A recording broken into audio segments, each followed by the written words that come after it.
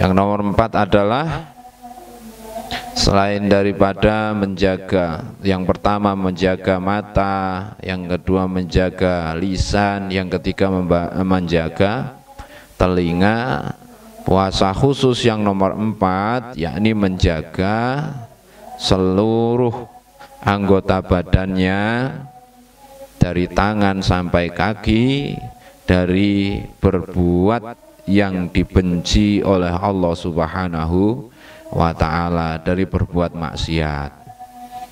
Kemudian mencegah perutnya dari makanan-makanan yang subhat, ketika berbuka puasa. Mencegah perutnya ini dimasuki perkara-perkara yang belum jelas hukum halal haramnya. Yang belum jelas hukum halal haramnya saja tidak boleh, apalagi dimasukkan dengan makanan yang haram, maka sangat tidak boleh sekali. Jika hal demikian dilakukan, puasa-puasa kok makanannya subhat, hukumnya yang dimakan adalah perkara subhat, maka puasanya itu tidak mendapatkan faedah apa-apa. Puasanya nggak akan jadi apa-apa. Apalagi dengan ketika berbuka makannya ini menggunakan perkara yang haram. Seperti yang disampaikan pada pertemuan lalu, haram itu ya haram, ada yang haram berdasarkan zatnya, bentuknya, jenisnya, ataupun berdasarkan dalam memperolehnya. Jadi bisa jadi makanan yang secara zat itu halal untuk dimakan, tetapi karena mendapatkannya dengan cara-cara yang haram, maka makanan yang kita makan pun tersebut menjadi haram.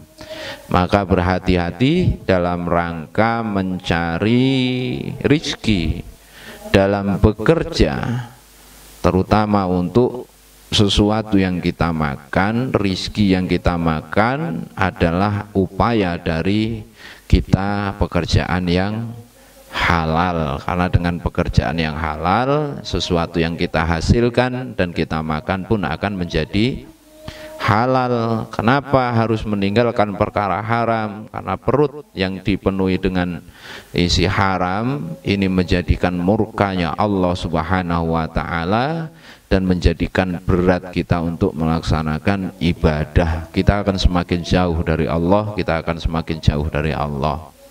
Suatu hal contoh, misal ketika kita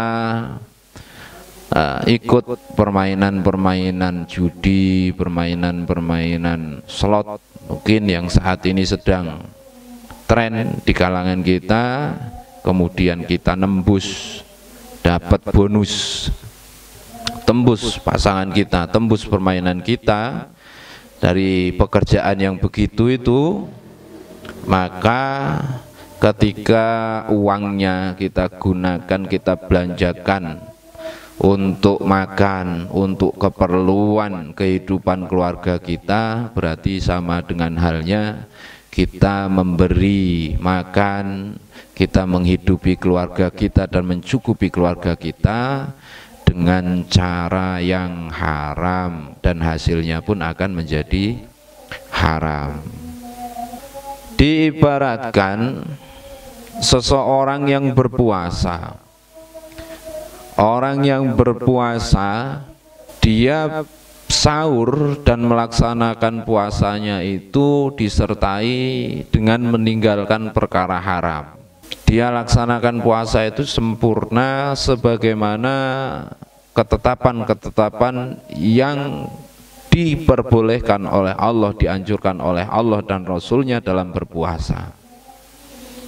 Dia jaga perutnya, dia jaga farjinya, dia jaga seluruh anggota badannya dari hal-hal yang membatalkan puasa. Tetapi ketika mereka berbuka, ketika mereka sahur, ini menggunakan makanan yang haram, maka diibaratkan dia sedang membangun rumah, seseorang yang membangun rumah, kemudian dia menghancurkan kota, membuat rumah tapi menghancurkan kota, maka kerugian yang ditimbulkan akan sangat banyak. Itu ibarat orang yang makan sahur dan makan bukanya dengan menggunakan perkara yang haram. Fa inna ta'amal halala innama yaduru bi kasratihi la binawaihi. Sesungguhnya makanan yang halal itu adalah makanan yang juga tidak akan menimbulkan bahaya bagi yang memakannya dan macam-macamnya. Jadi selain daripada makanan halal secara zatnya, halal secara memperolehnya, makanan yang dimaksud dengan makanan yang halal adalah makanan yang ketika kita makan nggak akan berdampak apa-apa dalam kesehatan kita. Maka seseorang yang sedang dalam keadaan sakit tertentu, kemudian tidak diperbolehkan memakan makanan-makanan yang akhirnya menjadikan dirinya nanti sakit, itu dilarang. Kenapa? Karena ketika dia memakan makanan tersebut, makanan itu yang halal karena menimbulkan mudarat, menimbulkan badannya sakit, ini pun dilarang, enggak jadi halal untuk kita. Bagi kita yang punya penyakit tertentu, kemudian anjuran dari kesehatan enggak boleh makan ini, kok kita makan, maka makanan ini juga diharamkan karena mengandung dorot di dalam diri kita sendiri. Artinya apa? Artinya kita menyiksa dengan cara membuat diri kita ini menderita dengan makanan-makanan yang tidak dianjurkan di dalam tubuh kita. Kemudian puasa adalah dengan tujuan untuk meninggalkan memperbanyak dari apa? Memperbanyak dari makan, memperbanyak dari minum obat yang dengan obat ini akan menimbulkan bahaya juga. Jadi puasa ini ya dilarang terlalu berlebihan untuk memakan obat, karena puasa ini sudah mengandung unsur untuk kesehatan di dalam diri kita. Jadi dengan memperbanyak puasa, kita ini sama dengan halnya menyehatkan diri kita.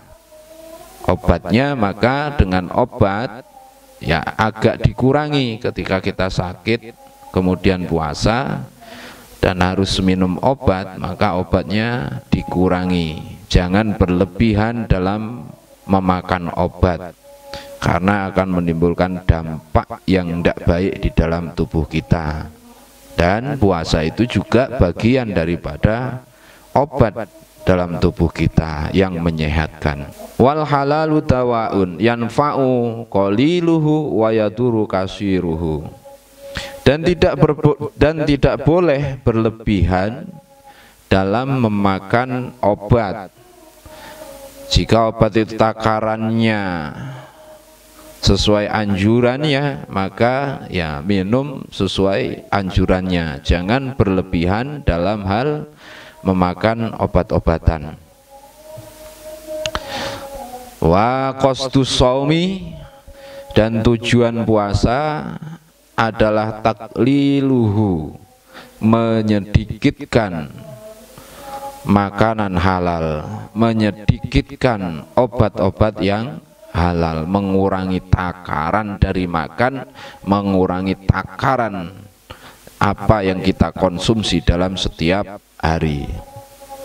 Itu yang nomor 4, puasanya anggota badan mulai dari tangan sampai kaki. Rasulullah Shallallahu Alaihi Wasallam bersabda, kam min shaimin laisa lahu min shaumihi ilal ju'u wal atos. Banyak mereka itu yang berpuasa, tetapi mereka itu tidak mendapatkan pahala puasanya. Mereka hanya mendapatkan lapar dan dahaga saja. Siapa sih yang puasa mendapatkan lapar dan dahaga saja? Fakila, diucapkan oleh Rasulullah Sallallahu Alaihi Wasallam, huwallazi yuftiru alal haram, yakni seseorang yang berpuasa dan dia memutus puasanya, merusak puasanya, berbuka puasa, makan sahur dengan menggunakan perkara haram, seperti yang telah dijelaskan pada penjelasan sebelumnya. Wakila, dan diucapkan oleh Rasulullah Sallallahu Alaihi Wasallam, wakila, lan diucapkan, huwallazi yumsiku 'anit ta'amil halali wa yuftiru 'ala luhumin nasi bil ghibah wa huwa haramun. Wakila, dan dikatakan, huwallazi la yahfatu jawarihahu an asami. Siapa sih seorang yang berbuka, yang membatalkan puasanya dengan yang haram? Yang membatalkan puasanya dengan yang haram adalah, yakni orang yang adalah seseorang yang berpuasa yang tidak bisa, yang memakan dengan perkara, yang berbuka dan sahur dengan perkara yang tidak halal, yang kemudian membatalkan puasanya dengan memakan daging manusia dengan cara menggunjingnya. Seseorang yang menggunjing, membicarakan orang lain, itu sama dengan halnya memakan darah dan dagingnya manusia yang dibicarakan, karena sesungguhnya ghibah itu haram. Kemudian siapa lagi? Yakni orang yang tidak menahan dirinya, menahan seluruh anggota badannya dari perbuatan dosa. Yang tidak mendapatkan pahala dari puasanya adalah orang yang berbuka dengan menggunakan yang haram, memutus, membatalkan puasanya, merusak puasanya dengan ghibah, merusak puasanya dengan namimah, merusak puasanya dengan berkata-kata jorok, berkata-kata kotor. Ini adalah seseorang yang puasa hanya mendapatkan lapar dan dahaga saja. Wallahu a'lam bishawab. Semoga kita semua terhindar dari perbuatan tersebut. Amin ya rabbal alamin.